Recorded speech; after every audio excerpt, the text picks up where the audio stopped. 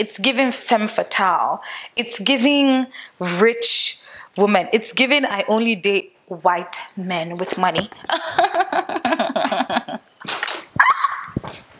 They are going to call for me. They will call for me.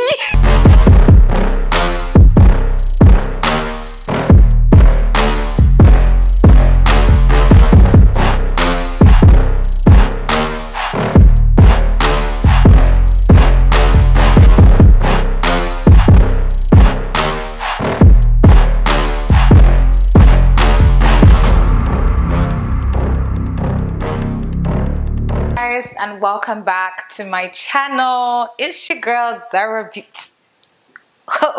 wait, hold up. It's your girl Zara Done Dada in the and we're back, finally back to YouTube. I'm like so stunned right now. I can't believe I'm back here. I really can't. Like, I've dreamt of coming back in front of the camera. Like, you guys have no idea, honestly, how happy I am in front of the camera, doing what I love, which is honestly talking to you guys. We have a lot to catch up on, and we're going to be doing a get ready with me. You guys know whenever I go for a long time and come back, I usually come back with a get ready with me because, child, there's a lot has been happening, y'all. So today we're going to be talking about like why I changed my name from ZaraBeaute to Zara Done Dada, as well as reviewing Young, Famous and African that has been all the rave this past week. I just felt like it would tie in perfectly to this Get Ready With Me. If you guys have been looking for me on Instagram or wherever, it's because I changed my name from ZaraBeaute to Zara Done Dada. And guys, please, let's not look at this lace right now. This lace is not really lacing. Honestly, this wig is getting off my head as soon as I'm done this video, so I really don't want to do too much with it. We got a new mic. You're not going to be hearing the camera doing again with my old mic. I got like a lavalier mic that, you know, you can get my voice clearly and like crisp and all that, but you guys might hear a little bit of background noise just in case, like if I'm moving my hand and stuff like that, you might hear that. I heard that.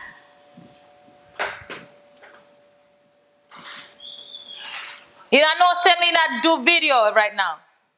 Who are that food? Okay, so let's start from the beginning. First things first, your girl has been in Nigeria for the last 3 months. I literally just got back a week and a half ago. 1 month though, it was 1 month I went to do shikina. Before you know it, enjoyment carry me go. I stayed 3 months because honestly, at the end of the day, I was just like, what am I really doing much in Canada? Like, I can work from wherever. So as you know, when it's dirty December, you have to move quick. You have to move quick. Like, you don't have any time to like be doing superstar YouTuber makeup. You have to literally work at the drop of a hat. I'm technically always the slowest person. Like, I'm usually so slow and everything. I realized that, look, they're going to leave me and then I'll end up staying in the house doing nothing, because trust me, my friends did it to me twice. The thing is, you start from lunch or dinner, you go to Koi, it's knocked by Lara, you go to Eric Kaiser, next thing you know, you're in Polo Club, next thing you know, they're like, oh, what are you doing? Like, let's grab dinner. You have grabbed dinner. Next thing you know, oh, what are you doing? Let's go to club. You start a sip. If there may be buzz bar, then you end up in DNA. Please, what time, Nitori alone, do you have to be doing YouTuber makeup? So because of that, I had to learn how to do like quick makeup. So I'm going to show you guys a quick makeup I did. Like while I was there. A year and a half ago, I changed my Snapchat name to Zara Done Dada. I can't even tell you what like inspired me to change my name to Zara Done Dada. I just remembered, like, I was like, oh, that sounds nice. I just heard like Done Dada somewhere. I was like, oh, what if I was Zara Done Dada? And that was it. So I said, let me test it on Snapchat, because you know with Snapchat you can change your username and no one really cares like that. So I tested it with Snapchat and everybody loved the name. I do not know why. I got a lot of subscribers with Zara Done Dada. I got a lot of positive feedback. And then sometime last year, like in the middle of December, I was like, how about I just change my entire name to Zara Done Dada, like my whole channel? Because one thing I struggled with, honestly, is the fact that I don't have like continuity on all my social media channels. So like on Instagram, ZaraBeaute was taken. I decided that it's best for me to just like use Zara Done Dada across the board. So TikTok, Instagram, Twitter, Snapchat, YouTube, everything is going to be Zara Done Dada, because thankfully nobody has stolen that name yet. So yeah, guys, what do you think of the new name? Please let me know. I really do like it, but at the end of the day, like, I want to know if you guys feel like it's doing too much.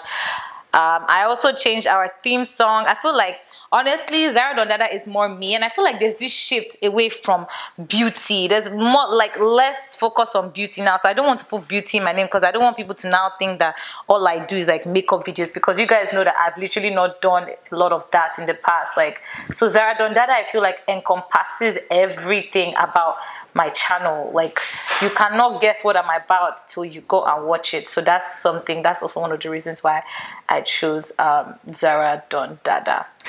Anyway, guys, let's go down to reviewing Young, Famous and African. If you haven't watched it, I think you should pause this video, go and watch it, and come back, because I'm going to spoil it 100%.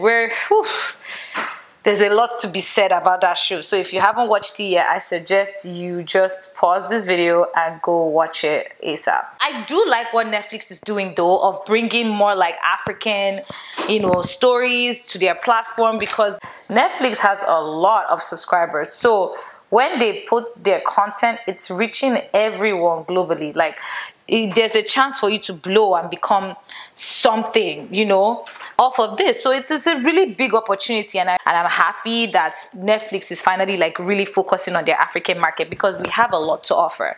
However, that show was a mess, from the storylines that were weak to even the casting to the wigs. Girl, don't get me started on the wigs, baby. Don't get me started on the motherfucking wigs, girl. Whew, chat. So we're gonna go through everything character by character. Let's start with the first one, Kani. That was meant to be the main chick, baddest bitch. Girl, that was the auntie with the worst wigs. The absolute worst wigs, cha. Oh my god, at some point her wigs were doing the Ray J challenge. Like, they actually posted my sister, my good aunt, with her wig right here. Like, I can't make this shit up, baby. We can't make this shit up. Okay, let me just start from beginning and let you guys know what the show is about. So it's about 4 ladies and 4 men. They are meant to be famous Africans. And to be honest, I cannot speak for the South Africans there, but I feel like for the Nigerians, like, they were famous. There was 2 Nigerians on there, Swanky Jerry and Annie.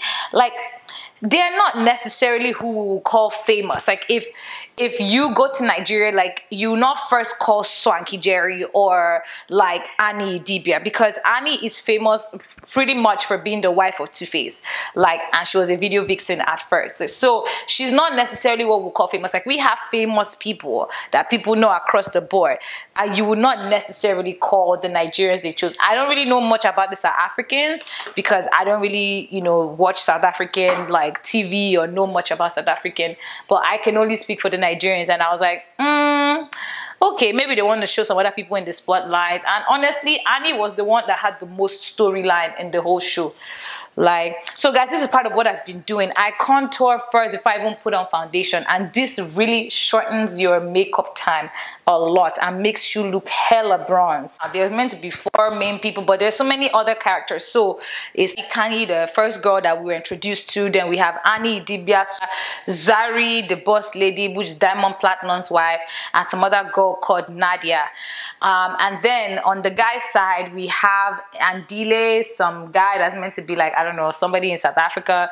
We have Naked, who's a DJ. Then we have Swanky Jerry, who's a Nigerian guy that's Annie's friend. He's a stylist. And then you have Diamond Platinums. Didn't really know much about Diamond Platinum before, but I swear Diamond Platinum is exactly how I expected Diamond Platinum to be. I heard he has so much baby mouth and all that, and believe me guys, I did not expect anything less from Diamond. I am not surprised at all at anything he did on the show. Another thing I didn't understand about the show is how they became friends. I'm like, all of this just seems very, very manufactured for a storyline. I doubt a lot of them have really met themselves. Swanky maybe, because again, he's a stylist, but the thing is, like, South Africa has a lot of stylists as well, so they usually probably use their own stylists, and maybe, you know, it's just something where he goes to South Africa and the people he knows know him.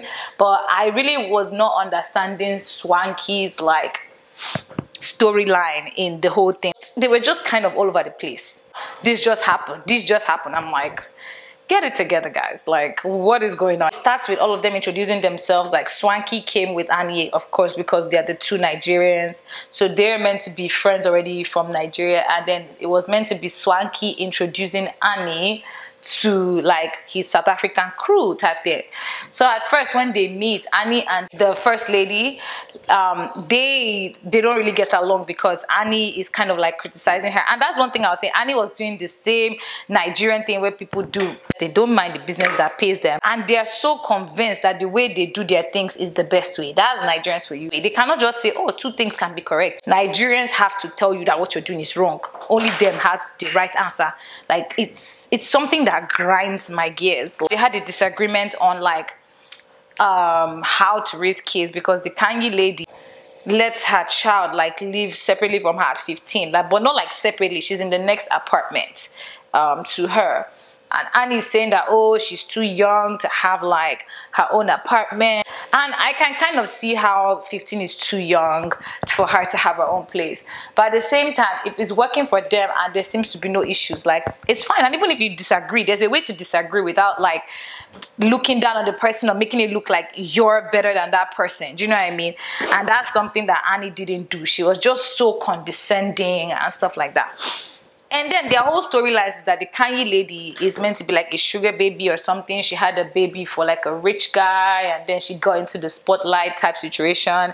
And obviously Diamond Platinum is a singer. Annie is the wife of a singer. But the thing about Annie is that Annie is Two-Face's wife. If you know anything about Two-Face, that man is a whore. He's a what? Whore. Like that word na kokoroko whore. So I didn't even know the backstory of Annie and Two-Face for the longest time. I didn't know they knew each other for that long. So pretty much Two-Face had all these kids on Annie. Like he had all these kids after he met Annie. So according to Annie, they met each other like at a young age, like she was 15 or 16 and he was not that much older. And then she knew him before he became famous and like, you know, was all over the tabloids. And if you don't know, Two-Face is the person that sings African Queen. That was one of the first OGs, like OG artists whose songs like went out of Nigeria and became global. So a lot of people know him. It was in the movie Fat Girls as well, like his song. Annie says that she's known this guy before he was anybody, and then all of a sudden he becomes famous and like, you know, all these women are after him. And what I learned from Annie is that this woman will make excuses for Two-Face no matter what. In fact, at some point, my friend, we genuinely think that she's obsessed with this man. Like, she is just obsessed with him. Like, she can't see herself without him. No matter what he does, she's gonna be there. And obviously, when a guy knows that, like, there's no limits to your forgiveness and love for him, what incentive does he have to not fuck around? Like, there's literally no incentive to not fuck around because he knows that you are not going anywhere. I don't know if it's the lifestyle that Annie is used to and she doesn't want to let it go, or I feel like honestly it's because that's kind of all she's known. Like, according to her, she's known this man since she was like 16 and then he became a superstar. And there's something about being with someone that everyone adores. Like, look at Karuchi and Chris Brown's situation, for example. Like, she was also spellbound. It's like, damn, I looked up to this guy, like, and then he chose me, like, wow. And I feel like Annie has that same situation too. It's like, oh wow, he can have anybody he wants and he chose me. She's spellbound by this guy. When Two-Face showed up because he made like a surprise appearance or whatever, this girl was acting so obsessed. But when Kanye them had a party, she was telling everybody that could hear how she suffered, telling everybody about the story of the cheating and everything. And I'm like, she's saying it with pride. At what point will you like have some self-respect? Do you know what I mean? Like, at what point would you have self-respect and be like, damn, like this nigga did me dirty? Can you imagine being with someone, when you met this person, he had no kids, he was young, he was superstar, whatever, and he had 5 kids on you? Like, your first child is his 5th child, according to him, according to what she said. That is crazy to me. And then you're still making excuses for the guy on top of everything. Nah, the Kool-Aid that this guy gave her is out of this world. So then the whole storyline is like him, you know, realizing, oh, she's such a gem for staying with me through everything. And it's like, this is bullshit. She stayed with you through everything. but that's all you kind of care about her for. Like every time you talk to Annie, it was like, oh, you stood by me. So, but what about her do you really like, except for the fact that she stood by you, except for the fact that she's literally your doormat? Oh, she's taking care of your kids. And obviously Annie embraced all the kids, so to her she has 7 kids, Two-Face's kids from outside and her kids. The funny thing honestly about the whole Two-Face and the situation is this show was probably filmed before the last Two-Face and drama where she kind of just went crazy. Again, now that they have this show, I don't know if maybe they did that for something for season 2. I have no idea. But like, we didn't even know anything about the show. And Annie and Two-Face had like a whole public role because he was still talking to his ex, and one of his baby mamas was seen where he was seen as well. So then there was a whole thing, like Annie came out here and started doing too much, and then it was so embarrassing. Like her own family came and started saying that why is she doing things on social media, she should go and talk to him. And oh child, it was a lot. And now this was before we even knew there was a show or anything like that, right? So it just makes me think, like, at what point would you stop getting disrespected? Like, at what point would you be like, damn man, this nigga out here actually disrespecting my ass? Do you know what I mean? Let's talk about the other characters on the show. So we know about Kanye, whatever, right? Like she became friends with Annie. And again, that's something the show did not explore, because one hand we see them as enemies, then the next thing they are best of friends. I wish the show would have showed us how that change happened, like how she and Annie just became like close like that, but it didn't. So there was another girl on the show, her name is Nadia. And her first storyline was, oh, Diamond was interested in her. I was like, oh, I want to know this girl. Like, you know, I have my eyes on her. I want to, you know, but not for relationship. And that's something I actually liked about Diamond. He's like, look, I'm not the one to do this relationship thing with, because I would break your heart. You'll be hurt. I'm not the one. And I like a guy that is aware and is like, look, this is what I'm about. I might not be the one for you, but look, we can have a good time. If you're down, I'm down. Let's go. Do you know what I mean? Not like I'm trying to lie to you that, oh no, I'm going to marry you. You're the love of my life. Da da da da da da. Like Yoruba me, Nigerian me. That's one thing I liked about Diamond. And again, that's exactly how I thought Diamond Platinum is going to be. I'm not going to lie to you. I am not surprised at how he was acting. In fact, I would have been more surprised if he wasn't like this. He just gave me that. Even from his music, I just had a very bad boy vibe about him. So pretty much he was trying to get with this Nadia girl and trying to talk to her. But Nadia's initial thing on the show was that she's dating Vic Mensa. I don't know if you guys are familiar with Vic Mensa. I've only kind of heard of him. He's an artist, I think. I don't know if he's from like US or something, but like he's originally like Ghanaian or something. I don't know, but I've come across maybe one of his songs in the past, but he's not necessarily someone that's like, you know, like famous. So her storyline was, oh, she's dating him, which I honestly think is a lie. And somebody mentioned it's like, oh, you met him like 2 weeks ago. I just had the feeling that it was fabricated for the show. So Homegirl's whole thing was, no, I'm dating Vic Mensa, you know, I can't really do this and this with Diamond. But then she was still talking to him, so I was very confused. I was like, she was like entertaining him and stuff like that, but she was now still letting him know that, oh, you know, like I'm with this person. But then the guy was like, okay, if you're with this person and this is what it is, like I won't disturb you. But she was still on his dick. So I was just like, bitch, that's how I knew the relationship with Vic was not real. Anyways, so the girl is not telling Diamond straight up that, look, I'm not interested in this, because she still wanted to play the field. She wanted to play both sides. Then in comes Zari. One of the parties that was thrown, Zari is invited, and Zari is Diamond Platinum's baby mom, but he has 2 kids with. It's like there was a lot of things that wasn't making sense in the storyline. Were they married, or was it just like a baby mama situation? All the girls, for some reason, feel very intimidated by Zari. I don't want to call anyone out to say anyone is prettier than anybody, but like she would definitely be seen as the prettiest girl there. Like she holds her own, like, and her wigs were the least horrendous, if I might add. So in comes Zari, and then the Nadia girl immediately feels some type of way, like why would Diamond Platinum's like invite his baby mama for his party? And it's like, he clearly said they don't have any bad blood, like they're good, like there's no reason why he would not invite his baby mama. That's the mother of his kids, and whenever like he's in South Africa, he goes to see his kids because the kids live with her. So it's like, I don't have any issues with her. Why do you have issues? And then again, why do you care? You say you're dating this guy. Why do you care if I invite my baby mama to my own party? During the Diamond Platinum's party, right? Two-Face calls Annie, and then she goes all burst. Oh my God, Two-Face! And it was like, girl, like, we get it. You love your husband, but damn, this same husband that is treating you like trash, though. But okay, he talks to everybody, but then he like hears Zari's voice, and he's like, oh, is that Zari, the boss lady? I want to speak to her. And then homegirl just gets like, how do you know him? Like, how do you know my husband? All that kind of stuff. Like, she gets very defensive. You know, like, this, they're in the same industry. And then she said, like, they done Channel O together. Channel O is like Africa's MTV, right? Like, that's what we'll call it. So she was like, oh, they've done Channel O together in the past. Like, it's nothing. Like, they worked together in the past, but that's about it. Annie already gets, like, kind of defensive. And I'm like, girl, you're with a guy that makes you start to question every hoe? Whoo, child. And she's trying to find out, like, later, like, where do you know my husband from? Like, I want to know. But she wasn't really carrying on about it, like, very, like, intense. It was just kind of like, oh, where do you know my husband from? Like, I'd like to know type situation.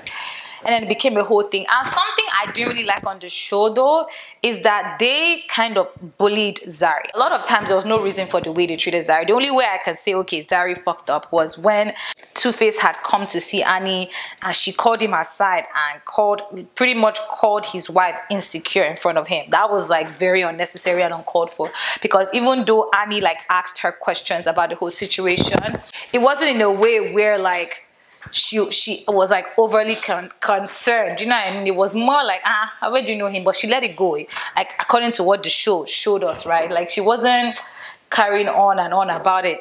But then when this girl went to go and now tell the husband, like, oh, I want you to know I've not fucked your husband, I was like, damn, girl, like, why do you have to go there? Like, nobody went there. Like, that's not what Annie was on. So Annie was like, what the hell? Like, how you come and call me insecure in front of my husband? So it was kind of irritating. And that's where she and Zari now got like big beef, right? So one of the issues I had with the whole thing was people were just looking for fights out of the blue. It's like I could literally hear the director yelling, you guys have to make this more spicy in the background, because some of the fights that they had was just ridiculous. And like, the Zari lady was ganged upon by the other girls for whatever reason. So she had an event on where she invited everyone to go on a train and, like, you know, talk things out and like whatever. During the event, she wanted to say a speech, and for some weird reason, the tiny lady was just so salty.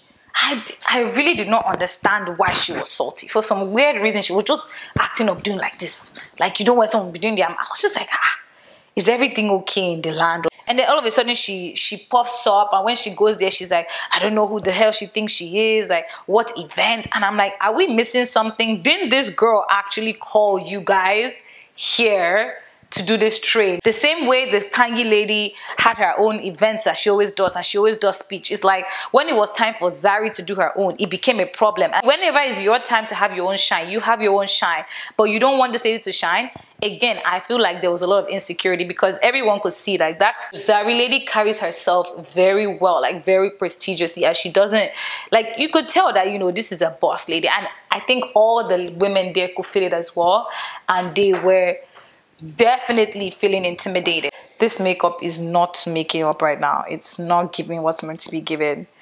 Is it just me? It's just not. But let's see if we can salvage it. I've learned not to get frustrated to the very end. Then I'll get frustrated if things are really looking down. Diamond is just the typical African man, where like he wants to be in the baby mama's life, but don't want the baby mama to move on with her life. Like, just typical African guy. Are we surprised? He says that I can marry this girl. Like, if he wanted to ever marry anybody, it would be Zari. But he's not marrying her because he knows himself. He literally fucked up. It was all his cheating that led the lady to leave him. And that's something that I was telling my friend. I feel like The reason again why Annie and the other lady didn't really get along, I think, is because they're the same people. They're going through the same things. It's just that one person chose to walk away and the other one chose to stay. And they all feel like they're better than the other person because of their choice. Zari feels like she needed to leave Diamond because of his cheating ass. Like, he kept cheating on her. And Annie did not leave because for her, it's like, oh, I'd rather stay than let another woman come and take my hard work and, you know, open the door for another woman. So she is already in too deep to go.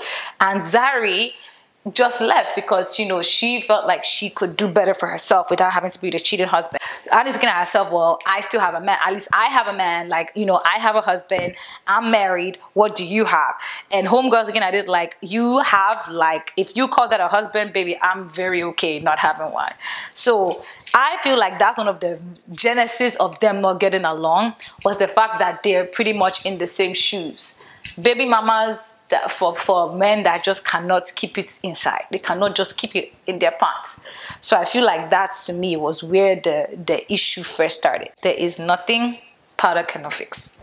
Look at that. I'm beginning to look more like a human being with the powder. Honestly, the root cause of the whole issue is the fact that they were just too similar to each other and they did not want to accept that similarity. I really don't see, like, Swanky's use in this show. Like, I feel like he wasn't really highlighted. I wish that they would have highlighted him a bit more, giving him a bit more screen time, because right now, on the show, it was just like he was a friend to the stars. He didn't really have a storyline. I feel like Swanky is cool and all, and I really am a fan of his work, but they needed to bring him out more a little bit, because right now the audience, like, they love Zari, they love the other ladies, but Swanky, they don't really know much about him to love. While the other guy that was there naked, the South African guy, he was boring. His only storyline was he was always fighting with his girlfriend. But he's funny. I thought he was really funny. I didn't even understand the basis of their fight at some point. I just kind of zoned out from them. To me, they were just extras in the Annie and Kanye and Zuri show. And Diamond was coming in and out because, again, Diamond is a producer. He's a singer, he's an artist, so he's not just always, like, available. So he wasn't part of the filming 100%, right? So he'd come in and out. Same with the girl called Nadia, the Nadia person. Like, I didn't really see a lot of her as well. Not like we really cared, because she was not really like a main character in my opinion. So the Andile guy started feeling Zari, started feeling her, started talking to her, but then he's meant to be Platinum's friend. So the series ends with, like, him coming to see Zari after Two-Face and Annie do their, like, redoing of their vows, whatever. Diamond Platinum is there. He's like, brother, what's up? I respect Andile for coming out and saying, look, Zari's entering my eyes. I'm beginning to like homegirl, and I know she's your baby mom, but, like, you know, what's up with her? Like, what's going on there? And homeboy, this is why I hate African men and their toxicity. Homeboy is just like, but that's my family. I'm like, who, child? And that's how the series ends. Famous and African. There's a reason why they didn't say rich, because everybody was like, girl, we cannot say rich and these people's wigs are looking crazy. To be honest, like, I don't know if South Africa has a lot of stylists, because everybody cannot consistently have bad makeup and bad wigs. Like, the makeup on that show was horrendous. The lady Kanye, she's actually pretty. The only problem was that, like, her makeup artist was just a hater. They should just take all of them to jail. Like, they gave her some ridiculously long ass lashes that did not fit her face at all, and then the makeup was too light for her complexion, so you could see the clear difference. Then party city wigs, it just looked a mess. It makes us look like, okay, you're trying to show that, oh, Africa has good things, Africa has, like, millionaires, we have nice things, and then this is what you show. This is not representative of Africa. Like, we have a lot of good ass stylists, like stylists that know how to do the damn thing. I wish they did it in Nigeria. I feel like they would have definitely gotten way better content in Nigeria, in my opinion. This is one thing I cover my eyes, guys. People always think I have eyeshadow on. I have no eyeshadow on whatsoever. It's just my natural eyelids. I really wish they did this show in Lagos. I feel like Lagos girls would have come through. Lagos girls would have come the fuck through with the hair, with the makeup, with what do you think of the show? If you watch the show, let me know your favorite moments in the show. Like, if you actually liked it. I feel like the show is okay. It's just that there's no real strong storylines. Like think about it. After this whole Annie and Two-Face thing, because we know Annie is not leaving Two-Face. Let's be honest. What else is there to show? I mean, Diamond and Guy. I guess that's an interesting storyline. Diamond and Andile. I watched this video from Queen Chioma. It was about like black beauty gurus going out of like style. We're not really seeing a lot of black beauty gurus again.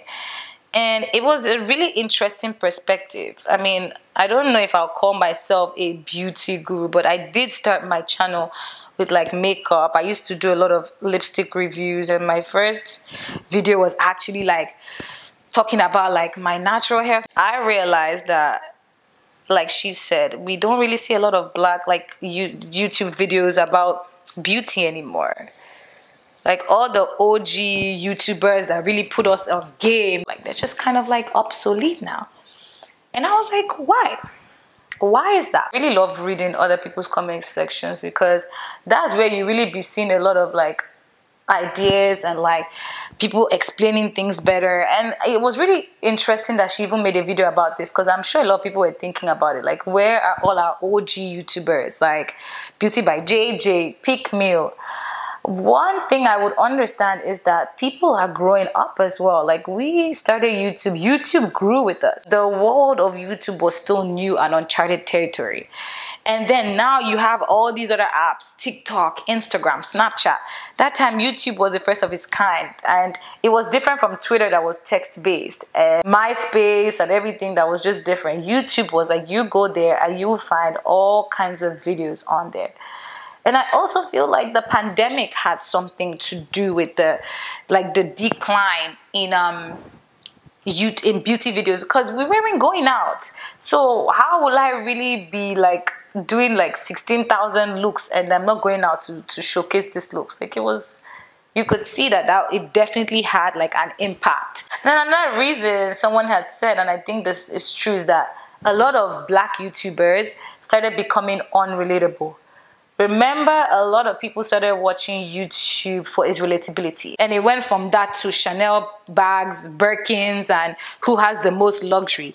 And your subscribers cannot no longer relate with you on that, right? Like, yes, they're happy for you, but then you're no longer as relatable. And then I feel like at some point, everyone just kind of switched to vlogging.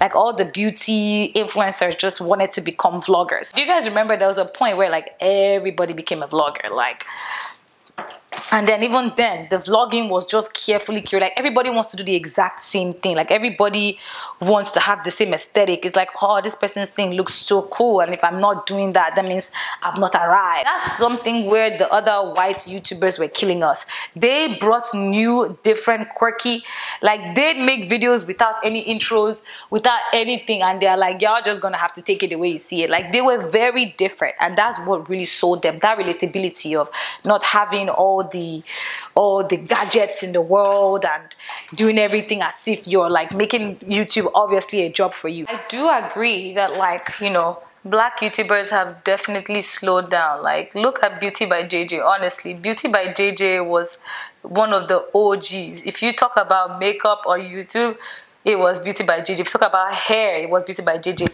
Pick Meal.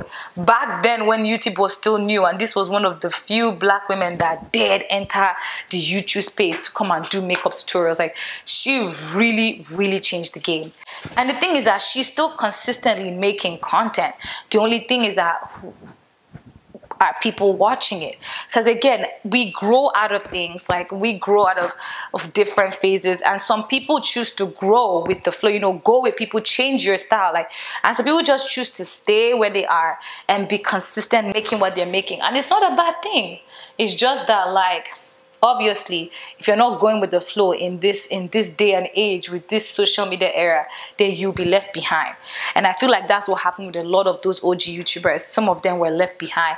Someone like a Pick Meal, just, I feel like she got her kids and her life, and it's kind of hard to do all these things with kids, like to be doing a full-time YouTube and everything with kids. So I feel like with Pick Meal, she just kind of threw in the towel and was like, bro, like, I have kids now. It's not the same. I can't be doing the same things was I was doing when I didn't have any kids. It was just an interesting perspective to look back and say like, wow, I really grew up with these people and now where are they? So everyone is doing lifestyle, black femininity, black women versus like black men, which I'm going to make a video about that. Honestly, I feel like we are in the middle of a big ass gender war, especially in the black community. Like black women are finally opening their eyes to diverse thing, like, and I feel like black men are not happy about that, and then it's just been a whole back and forth.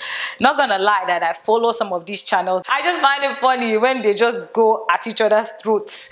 I find it extremely hilarious, but it's also eye-opening to realize that, like, especially this, I think is mostly a black American thing where like black men don't date black women and all of that. Like I cannot really relate because coming from Africa where most people are black, like obviously the dating pool is most people that look like you. But it's just interesting the way YouTube has shifted. And the things I feel like a lot of people are going on TikTok now for quick makeup looks. Like not everybody wants to spend time like you guys watching me do a makeup tutorial for 30 something minutes. Some people just want to get straight to the point. Okay, so I'm just going to put on my lashes off camera so we can just kind of cut short the time and I will come back with my lashes. So we're going to go straight to our lippy lips. So today I'm going to be using something different from MAC Chestnuts because you guys know that MAC Chestnut has me in a chokehold. And I just got my lips done a couple days ago, so they're still fresh. That's why they're like everywhere.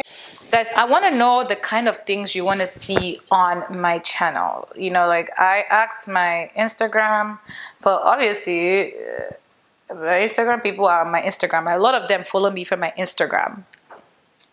My YouTube people, you guys follow me from my YouTube, so you guys should have the utmost say in what kind of stuff I'm going to show. Oh, this is pretty. A lot of people said that I should talk about my Nigeria trip. Girl.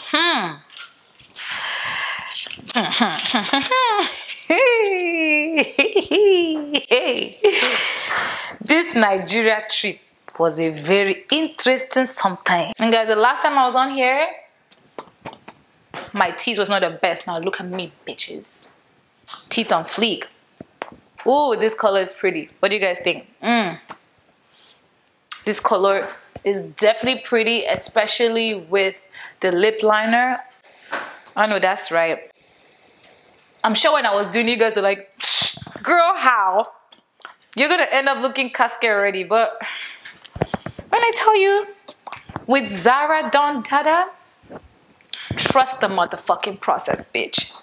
A lot of people have been like, oh, speculating, did I get more work done? I honestly don't want to talk about plastic surgery again. Like, I feel like I had my moment in 2020. I went all out. I showed you guys everything. And after that, I think it's best I keep it to myself. So we're going to talk about like plastic surgery in black women's spaces because I feel like it's something people don't really talk about. And I was kind of victimized by it because a lot of people don't talk about like black women having plastic surgery. It's like we just don't exist when it comes to beautifying ourselves. And people have this like expectation of black women where like we're not meant to do anything to enhance our features. Meanwhile, a lot of these other races, their 16th birthday, they get nose job, they get this, and no one ever questions them and say, oh, are you trying to change your race? Nobody says that. Not all black people are born with a specific kind of nose, and not all white people are born with a specific kind of nose. And I feel like as a black woman that has undergone extensive cosmetic surgery, and thankfully you can't tell because it looks natural and shit, I feel like we are still not given that space to say, okay, this is what we need to do. I have to tell you that many people are just not open and forthright about their plastic surgery because they will get the backlash I did. Like, trying to be open and stuff, it seems like is the worst thing you can do. If I came out like this and I didn't say shit to you guys, nobody's gonna question me. You will say, oh, you look different, but that's the most you can say. But I went out of my way to show you guys my process. And I feel like a vast majority of people just shut on it. So because of that, there's no motivation to want to show you guys any other thing I do. I'm very meticulous about the kind of work I do. You would never know. People think I was born like this. You would never know I got that much work done if you didn't know. You know, because extensive research and planning. And I feel like instead of me to just put my services out there like and be salty when you guys keep asking me questions, I might as well, you know, make money from it. So I started like a surgery consulting thing. Like I've not officially started, but it's something I want to start. Right now it's on a case-by-case basis. If you're interested, reach out to me. Like I don't have a website or anything right now because I'm still thinking about it.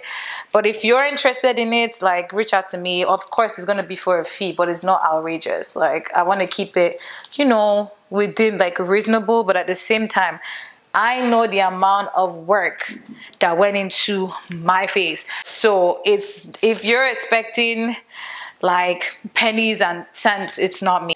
Some people have reached out to me, but it's mostly following up from my video and trying to be like, oh, Zara. I'm like, look, I'm not your personal like surgery coach or consultant. I did my research and I gave you guys what I have, and we're gonna leave it at that. If you're interested, you do your research or you pay me to do your research for you. Yeah, guys, we have reached the end of the makeup look. Look at this look. It's giving femme fatale. It's giving rich woman. It's giving I only date white men with money. They are going to come for me. They will come for me. Honestly, don't give a shit if I'm cancelled or not. Like, I honestly don't. Like, you want to cancel me? Go ahead, babe. Like, live your best life. If canceling me will make you sleep at night, please go ahead and live your best life. Like, I stopped caring about being cancelled after the pandemic. And guys, it's officially mask off in Toronto, in like Ontario, so I can actually go outside and show off my makeup. I don't know about you guys, will you miss mask? The mask helped me, like when I didn't look my best, I could just go under mask and stuff. But when I looked my best, I still had to go under the mask. Let me tell you guys, I have so much to talk to you guys about, especially like the Nigeria trip. Oh, child. This was the first time I went to Nigeria as a grown-ass adult. Like, the last time I was in Nigeria was like 6 years ago, and I was just like early 20s. Like, what did I know? Like, when I went to Nigeria the last time before I went, like, I hadn't even really gone to the club even. I know it was embarrassing. Like, I'd barely gone clubbing. It's like one time I went to the club at 12 and I had to run back home because my dad was like, you better not stay out late. So this was really my first time experiencing Dirty December, y'all. This was really my first time, and hey, I learned a lot. But I want to do like a post vlog, so I will talk about things I learned in my 3 months Dirty December. So you guys should watch out for that. It's gonna be an episode. I have like 12 episodes, so you guys can see that. Hey, if it is like I have some, like, you know, videos and stuff, like just little things, but not like a full out vlog, because I was there for 3 months and I already started with a vlog. I already came there, like I started vlogging my way in the airport and everything, and then after I stayed for more than the 2 weeks that most people stay in Nigeria, I was like, okay, I can't necessarily vlog everything. I ask anybody that's doing that December, vlog what? Vlog, go vlog at me. Like, you literally don't even have time to eat. Guys, I lost 10 pounds. I lost 10 pounds in Lagos. Me thinking I will gain weight in Lagos because I'm going to be eating everything I don't eat here. Fam, I lost weight. Like, there was a time I did back-to-back 8 days, guys, party. I was shook. I said, you know, I'm going to sleep. I told my friends, I was like, I can't do this. In Toronto, I only go out like once in 2 months, and then I need the whole month to recoup. In Lagos, I was going out back to back or more. I said, nah. I remember one day I told my friend, I was like, you guys are gonna have to go without me. I can't do this. I actually legitimately can't go out. Like, my body was like done, and all of us just took the break. It was a lot. Lagos was a lot. But guys, I'm gonna give you guys the gist. I'm gonna give you the cocoa. I met everybody there was to meet. All the celebrities I wanted to meet, you know, everybody. I met everybody. Like, so this trip was really interesting.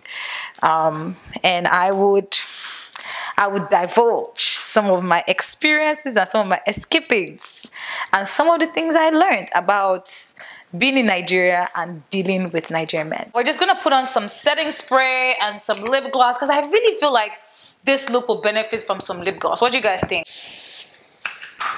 Whew. So we're just gonna put on some Charlotte Tilbury lip gloss. Yes, guys, this lip gloss is giving. This whole lips is Morphe.